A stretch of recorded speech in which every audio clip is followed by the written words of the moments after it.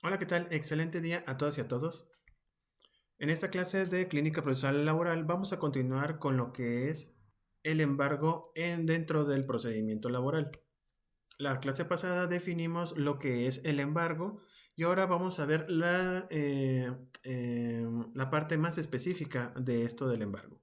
En primer término tenemos lo que son los bienes o créditos. Cuando un embargo recae sobre un bien mueble o de crédito, se debe poner bajo el depósito de una persona que, bajo su responsabilidad, es designada por la parte actora y como depositario tiene la responsabilidad que deriva de la normatividad civil y cuando se trata de créditos, la autoridad ejecutora notifica a quienes los adeudan para que el importe de los mismos los pongan a su disposición con el apercibimiento del pago doble o lo que llamamos quien paga mal paga dos veces.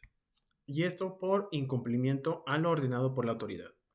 Y si el bien embargado es un título de crédito, igualmente se designa a un depositario quien tendrá también la obligación de realizar los actos jurídicos necesarios para que el título sea cobrado o conserve su vigencia.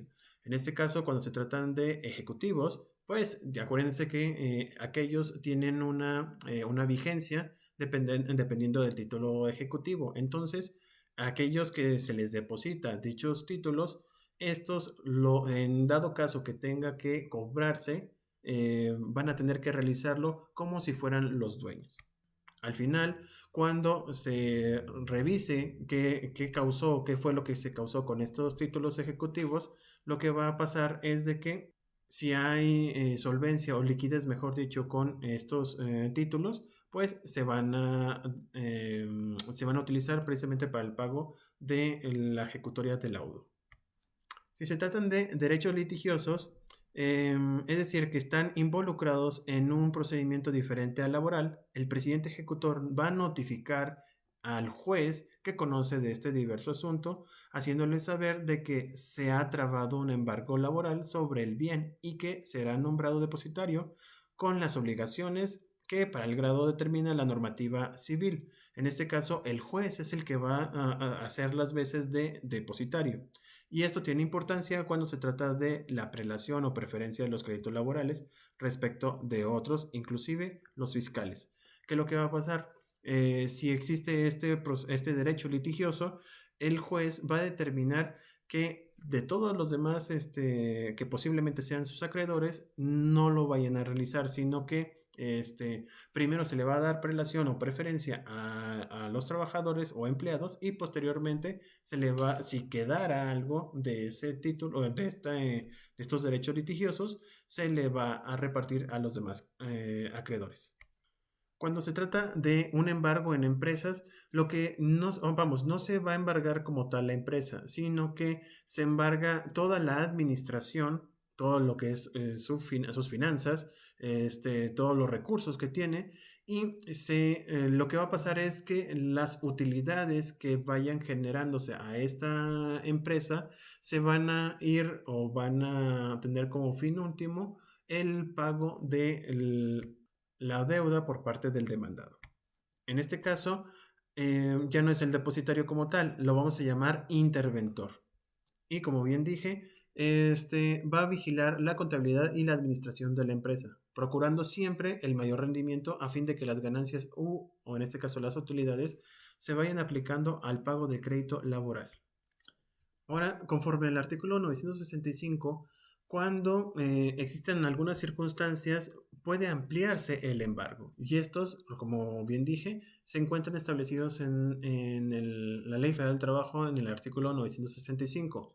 Y básicamente son dos. Cuando los bienes embargados no sean suficientes conforme al avalúo para cubrir las cantidades por las que se despachó la ejecución. Esto generalmente pasa cuando se hizo un embargo preventivo, pero derivado de los salarios caídos o de algunas otras prestaciones que se vayan derivando del procedimiento laboral, simple y sencillamente ya no cubra con el pago inicial. Si se estableció que era un pago de 50,000 pesos, pero ya pasaron 2 años desde que se generó ese litigio, pues obviamente va a aumentar los salarios caídos y por consiguiente, pues tiene que ampliar este embargo. Y cuando se trata de un tercero, cuando existe un tercero, a muchas de las ocasiones, muchas definitivamente, resulta ser de que cuando va el actuario o cuando se genera el embargo, en ocasiones pues arrasan con todo, me refiero a que se llevan todos los vehículos, bienes muebles, todo lo que supuestamente se considere como bienes de la empresa y resulta ser de que alguna tercera persona que estaba por ahí o que, vamos, por ciertas circunstancias dejó algún bien mueble o un vehículo y se lo embargaron. En este caso, cuando se demuestre que hubo un tercero que cumple con los requisitos para que se le regrese estos bienes, pues obviamente ya no va a cubrir el total de la deuda original y por consiguiente se tiene que ampliar el embargo. Esto también es como una especie de defensa para los empleados, ya que el presidente ejecutor podrá decretarlo la ampliación del embargo que a su juicio y por las circunstancias anteriores sea necesaria para que se proteja el interés del trabajador. Una vez realizado lo anterior, es decir, el embargo o la ampliación del embargo en su defecto, ahora vamos a continuar con lo que es el remate. Desde un punto de vista doctrinal, la palabra remate tiene dos significados. Uno es la diligencia misma en la que se lleva a cabo la subasta de los bienes embargados. Y la otra es en sí la adjudicación que se realiza a la persona que adquiere el bien embargado. Entonces, del remate es de una consecuencia del embargo. Siempre va a ser así. Se va a embargar para poder generarse el embargo. Remate, perdón. Y para ello, primero tiene que hacerse, bueno, se hizo el embargo, luego el avalúo de los bienes muebles o inmuebles.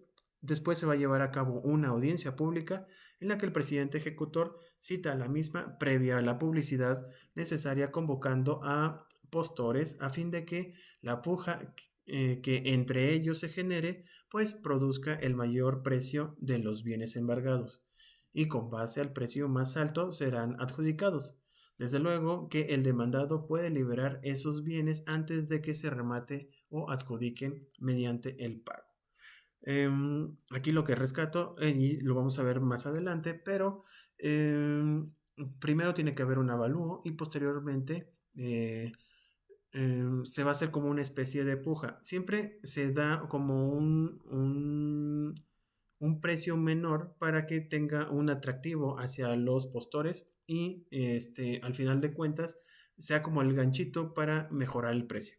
Generalmente se da en 2/3 partes y eso lo vamos a ver a continuación, pero lo quería establecer desde ahorita para que lo tengan en conocimiento o en cuenta.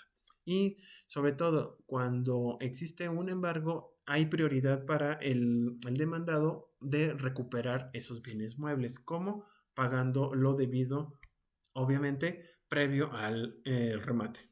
Bueno, dentro de toda esta introducción, empezamos con lo que es el avalúo de los bienes. Ningún remate puede llevarse a cabo sin previamente haberse valorado los bienes destinados, ya sea en el remate, y sobre todo tiene que hacerse o realizarse a través de un perito. Estos bienes, sobre todo cuando son valiosos y de bienes inmuebles. Vamos, yo no puedo determinar si una pintura vale 10,000 pesos o vale 5 pesos. Para eso necesitamos que alguien con ciertos conocimientos técnicos pueda decirnos si vale 10,000 pesos o 5 pesos una pintura y sobre todo a conveniencia del trabajador. Posteriormente, el presidente ejecutor debe establecer el avalúo que será la base para rematar los bienes y debe publicitarse en lugares públicos para convocar a postores. Una vez que se cumple con la publicidad, se señala fecha para la audiencia del remate y en caso de que los bienes sean litigiosos, se notifica a la autoridad y a los acreedores a fin de que comparezcan a deducir sus derechos. En el mismo acuerdo debe señalarse de fecha para la audiencia y debe de contener la cantidad que arrojó el avalúo, y se establece que quien desee comparecer como postor debe expresarlo por escrito la cantidad que inicialmente pretende pagar y que nunca será inferior a lo que se conoce como postura legal, que la vamos a ver también más adelante en 2 diapositivas, la cual va a equivaler a 2/3 partes del avalúo. Y en el caso de los bienes inmuebles, se va a formular o se va a formalizar a través de la adquisición de un billete de depósito expedido por recaudación de rentas por la NAFINSA respecto del remate y cita de acreedores. En este caso, se establece que el remate también es la audiencia que lleva a cabo su nombre. Es decir, cuando estamos hablando de remate, luego tenemos que pensar en que va a haber una audiencia en donde se va a realizar el mismo, es decir, el remate. El efectuarla implica por sí mismo un acto público. Generalmente, por eso se invita a las personas que postulen abiertamente. No se eligen 5 personas ni 3. Todas las personas que quieran estar pujando en el remate lo pueden realizar, obviamente teniendo ciertas características, las cuales es, cuando se trata de bienes muebles, hacerlo a través de un billete de depósito, o bien cuando se trata de bienes muebles, repito, tiene que hacerse por escrito, se hace un escrito en el cual se establece cuál es su postura para comprar dicho bien. Bueno, el remate obviamente se tiene que hacer a través de, bueno, se hace del conocimiento al público en general. Primeramente se fija en tableros en los lugares públicos. Generalmente la Junta de Conciliación y Arbitraje tiene como estas vitrinas en donde a través de tachuelas o chinchetas se colocan aquellos hojas, bueno, en este caso la convocatoria, para que en lugar y fecha determinado acudan para hacer la postura de los bienes.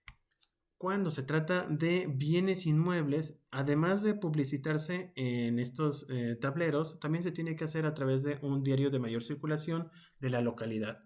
Y por lo que toca a la existencia de acreedores, se les debe de citar personalmente, a fin de que concurran a deducir, mejor dicho, sus derechos. Si se omite esta citación, entonces se tiene que diferir la audiencia de remate.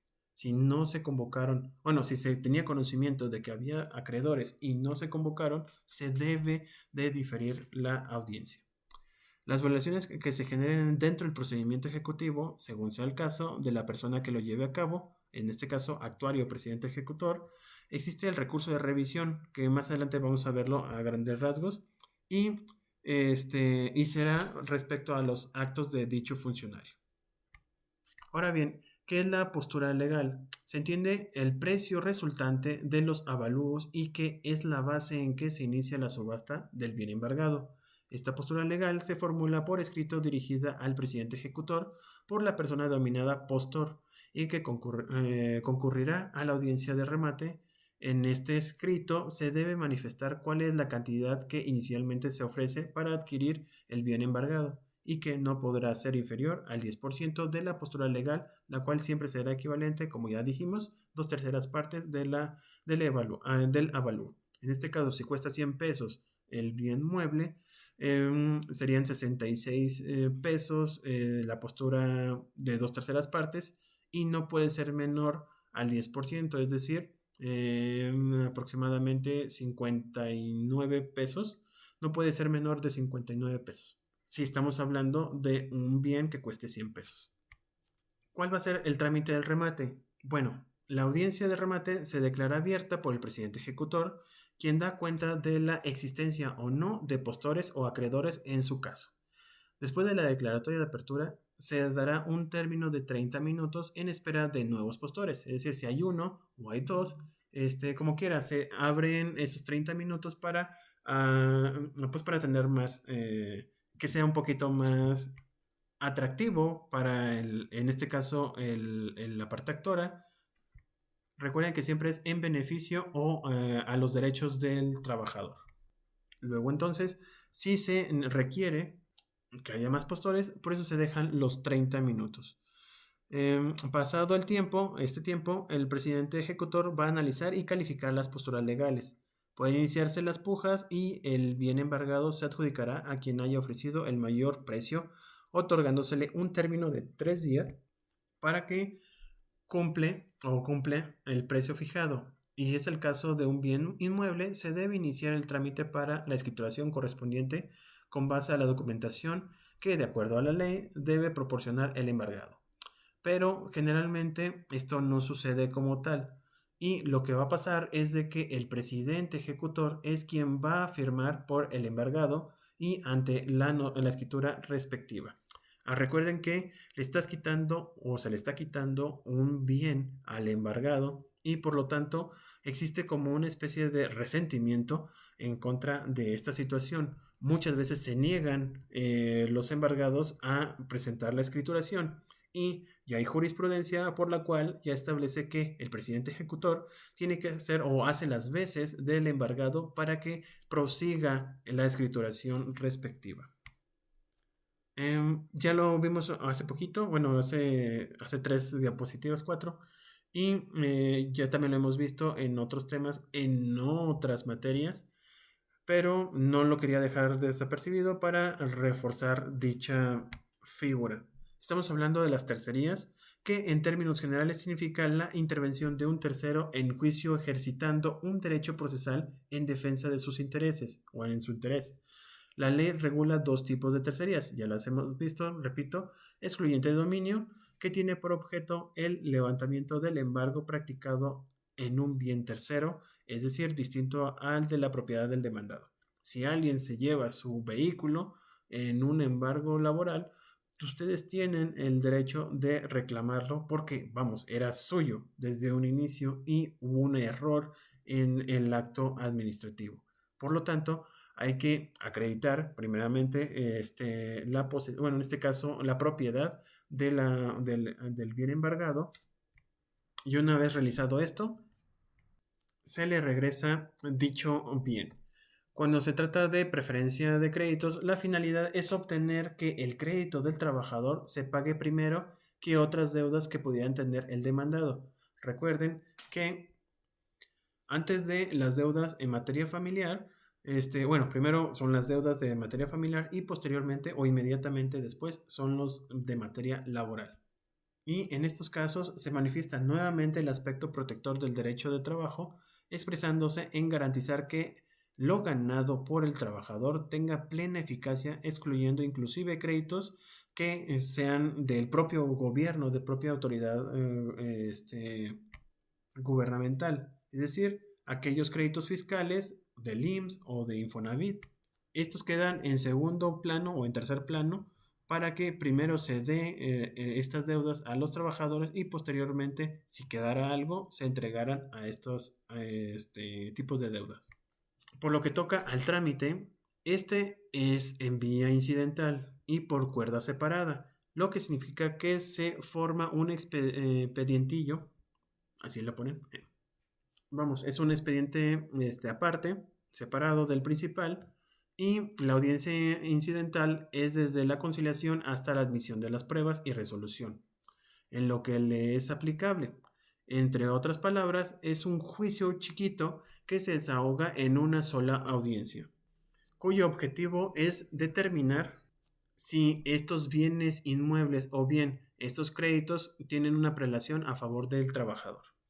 El tiempo en que debe promoverse una tercería es en virtud de que, bueno, en este caso, como la ley no señala nada al respecto, nos vamos a otros tipos de fuentes y estas se establecen como 3 días a partir de que el tercero propietario de los bienes embargados se entera, que incluso puede ser hasta el remate en virtud de las publicaciones.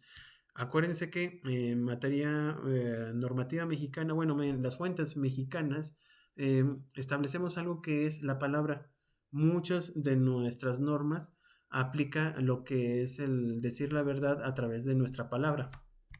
Y siempre señalamos que bajo protesta, decir verdad, es decir, que no es, vamos, salvo alguien que él pueda contradecir lo que yo digo, es que es la verdad.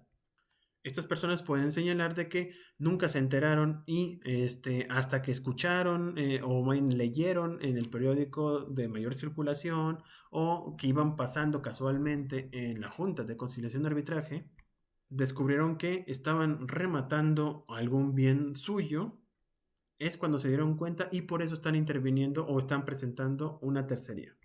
Si se fijan, hay una buena fe en principio de cuentas por parte de la autoridad de darle chance de que pueda recuperar o tenga la oportunidad de recuperar esos bienes. Respecto a estos actos del ejecutor, es decir, de todo lo que hemos señalado, se puede interponer un recurso de revisión, el cual va a depender de quién realice estos actos de ejecución. Si es el ministro ejecutor, es decir, un actuario o el notario o el notificador, la revisión lo va a realizar el presidente de la Junta de Conciliación y Arbitraje o de la Junta Especial. Si se trata de un acto realizado por el presidente, recuerden a la ampliación del embargo, en este caso, quien lo va a conocer es en sí la Junta de Conciliación y Arbitraje. Es decir, por lo que se establece es de que los tres, al ser el órgano máximo de la Junta, tienen que resolver lo realizado por el presidente. Bueno, vamos a dar pie a lo que es los procedimientos especiales y los de conflictos colectivos de naturaleza económica y por último los procedimientos paraestatales.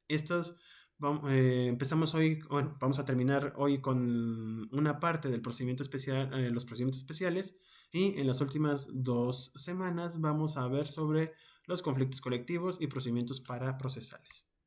Los procedimientos especiales, como bien lo dicen, el objetivo es hacer un trámite en un breve término respecto a la solución de un conflicto determinado. Ya está establecido, ya está señalado en nuestra Ley Federal de Trabajo y por consiguiente tiene un procedimiento pequeño, muy rápido, por decirlo de una manera, para poder resolverlo de manera más eficaz y efectiva. Bueno, sin más complicaciones que el procedimiento en sí.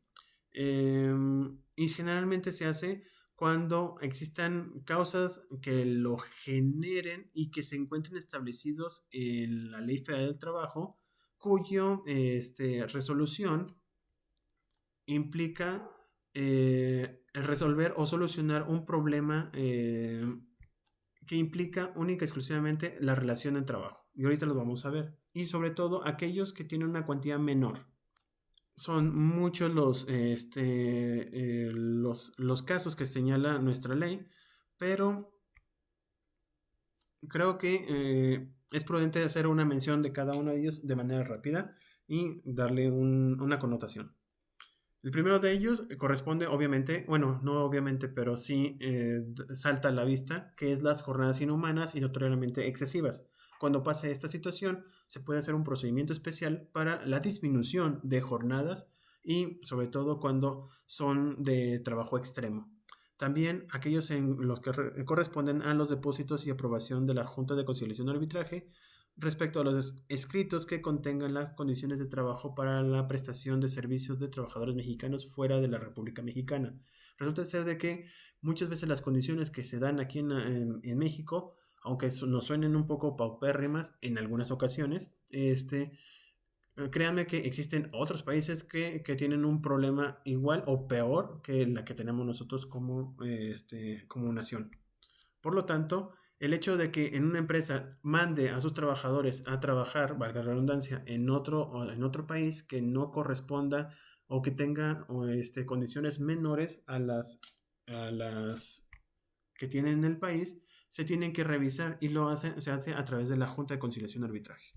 Asimismo, las relativas a las habitaciones dadas en renta por parte del patrón a sus trabajadores, los conflictos derivados de la reclamación de reglas concernientes a la capacitación y adiestramiento, también a la discrepancia de la Comisión Mixta de Resolución relativa a la terminación de antigüedad de los trabajadores, a la prima de antigüedad, a la repatriación o traslado del lugar convenido de los trabajadores de buques. Bueno, ese es uno muy específico. el relativo a la repatriación de los trabajadores de los buques y al pago de salarios cuando por apresamiento o siniestro se tienen por terminar las relaciones laborales, aquellas bonificaciones adicionales a los trabajadores para la realización de actividades destinadas a la recuperación de los restos de buques o de su carga, las relativas al pago de los miembros de las tripulaciones aeronáuticas de traslado, las concernientes a los conflictos de titularidad de contrato colectivo de trabajadores, relativo a la admisión de un sindicato de contrato, relativo a la modificación de un reglamento interior de trabajo, la de suspensión colectiva de relación de trabajo, a la terminación colectiva de relaciones de trabajo también se puede hacer, a las nuevas reglas, por así decirlo, de modernización y terminación de relaciones de trabajo por implantación de maquinaria o de nuevos procedimientos de trabajo. Bueno, el ejemplo es no digo burdo, pero lo sé por una película, no sé si vieron la de Willy Wonka, en donde el papá del niño era el encargado de estarle poniendo los tapones a los científicos. Posteriormente compra maquinaria para hacer su trabajo y este señor lo despide. Luego entonces, al momento de hacer esa modernización, hacen una terminación de relación de trabajo y este conflicto se debe de realizar o debe serse resuelto a través de un procedimiento especial. También el procedimiento de indemnización en los casos de muerte del trabajador por riesgo de trabajo. También la oposición de los trabajadores en la designación de médicos de la empresa y en general todos aquellos casos en donde el importe del total de lo reclamado no exceda de 3 meses de salario. Bueno, hasta aquí la clase del día de hoy. Les recuerdo que, bueno, en esta semana vamos a tener actividad y la van a poder resolver. Tendrán tiempo para resolverlo hasta el próximo miércoles, que será la fecha límite. Sin otro particular, les deseo que tengan un bonito fin de semana. Por favor, cuídense mucho y nos vemos o nos escuchamos hasta la siguiente semana. Muchas gracias.